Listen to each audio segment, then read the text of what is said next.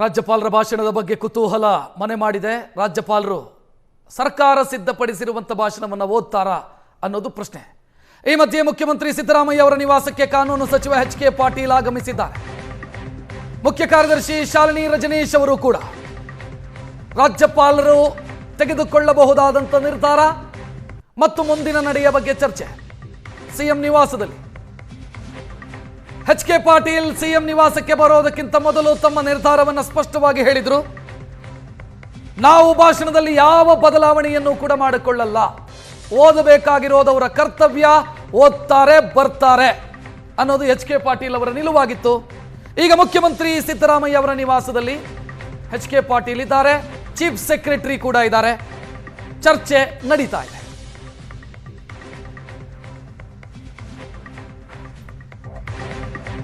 ಇನ್ನು ರಾಜ್ಯಪಾಲರ ನಡೆಯನ್ನ ವಿಪಕ್ಷ ನಾಯಕ ಅಶೋಕ್ ಸಮರ್ಥಿಸಿಕೊಂಡಿದ್ದಾರೆ. ಕಾಂಗ್ರೆಸ್ನವರು ಗವರ್ನರ್ ಮೇಲೆ ಒತ್ತಡ ಹಾಕ್ತಿದ್ದಾರೆ. ಕ್ಯಾಬಿನೆಟ್ ಸಲಹೆಯಂತೆ ಮಾತನಾಡಬೇಕು ಅಂತ ಇದೆ, ಆದರೆ ಮಾತನಾಡಲೇಬೇಕು ಅಂತ ಕಟ್ಟುನಿಟ್ಟಿಲ್ಲ. ಈಗ ನಗರ ನಕ್ಸಲರೆಲ್ಲರೂ ಬೀದಿಗೆ ಬಂದು ಟೀಕಿಸ್ತಾ ಇದ್ದಾರೆ ಅಂತ ಅಶೋಕ್ ಪ್ರತಿಕ್ರಿಯಿಸಿದರು.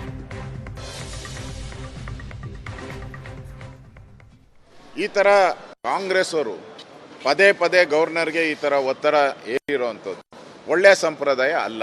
ಗವರ್ನರ್ಗೆ ಅವ್ರದೇ ಆದಂಥ ಇತಿಮಿತಿ ಇದೆ. ಗವರ್ನರ್ ಅವರು ಕ್ಯಾಬಿನೆಟ್ಟಿನ ಸಲಹೆ ತೆಗೆದುಕೊಂಡು ಅವ್ರು ಮಾರ್ಪಾಡು ಮಾಡೋಕ್ಕೆ ಕೆಲವು ವಿಚಾರಗಳನ್ನು ಹೇಳಿದ್ದಾರೆ. ಇವರು ಒಂದು ರೀತಿ ದುರ್ಯೋಧನ ರೀತಿ ಹಠ ಹಿಡಿದಿದ್ದಾರೆ. ಈ ಅಧಿವೇಶನನೇ ಕರೆಯೋ ಅವಶ್ಯಕತೆ ಏನಿತ್ತು?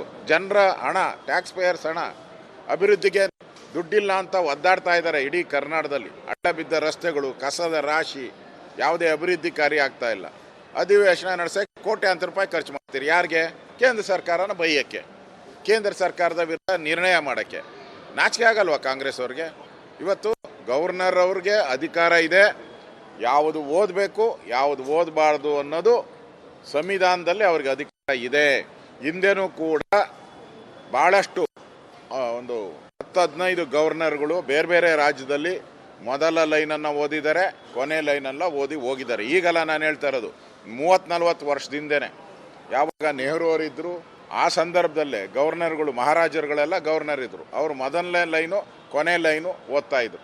ಆಮೇಲೆ ರಾಷ್ಟ್ರಗೀತೆ, ಈ ಥರದ್ದೆಲ್ಲ ಇದೆ. ಇದು ಸುಪ್ರೀಂ ಕೋರ್ಟ್ಗೂ ಹೋಗಿದೆ. ಸುಪ್ರೀಂ ಕೋರ್ಟೂ ಕೂಡ ಗವರ್ನರ್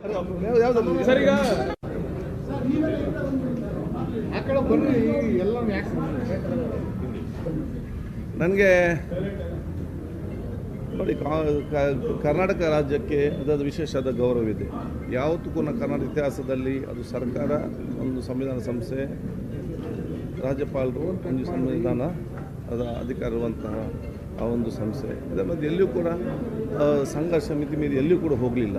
ಯಾವುದೇ ಅಂಥ ಒಂದು ವಿಚಾರದ ಕೂಡ ಶಿಷ್ಟಾಚಾರಕ್ಕೆ ಅನುಗುಣವಾಗಿ, ಸಂವಿಧಾನಕ್ಕೆ ಅನುಗುಣವಾಗಿ ಪರಸ್ಪರ ಸಹಕರಿಸಿಕೊಂಡು ಮುಂದೆ ಹೋದದ್ದು ಕೂಡ ಇತಿಹಾಸ ಇದೆ. ಆದಾಗ ನನಗೆ ವಿಶ್ವಾಸ ಇದೆ, ಸರ್ಕಾರ ಮತ್ತು ರಾಜ್ಯಪಾಲ ಎರಡು ಸಂಸ್ಥೆ ಕೂಡ ಒಟ್ಟೊಟ್ಟಿಗೆ ಒಗ್ಗಟ್ಟಿನಲ್ಲಿ ಸೌಹಾರ್ದತೆಯಿಂದ ಆ ಒಂದು ಸಂಘರ್ಷಕ್ಕೆ ಯಾವುದೇ ಆಗಿಲ್ಲದೆ ಕರ್ನಾಟಕ ದೇಶಕ್ಕೆ ಮಾದರಿಯಾದ ರೀತಿಯಲ್ಲಿ ಅದು ಇವತ್ತಿನ ನಮ್ಮ ಅಧಿವೇಶನ ನಡೀತದೆ.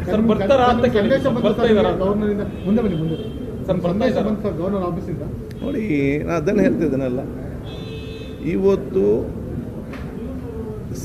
ಕರ್ನಾಟಕ ರಾಜ್ಯದ ಗೌರವ, ಘನತೆ, ಶಿಷ್ಟಾಚಾರ ಮತ್ತು ಸೌಹಾರ್ದತೆಯ ಒಂದು ಅಧಿವೇಶನ ಆಗಿದ್ದು ಖಂಡಿತವಾಗಿ ನಡೀತದೆ ಎಂಬ ವಿಶ್ವಾಸ ನನಗೆ ಇದೆ.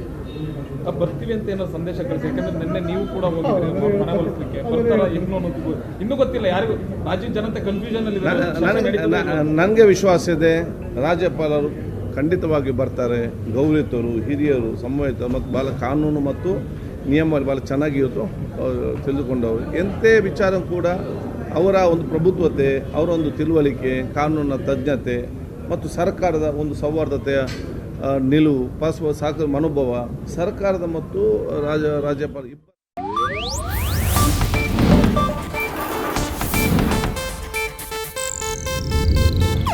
ಇದು ಏಷ್ಯಾನೆಟ್ ನ್ಯೂಸ್ ನೆಟ್ವರ್ಕ್ ಪ್ರಸ್ತುತಿ.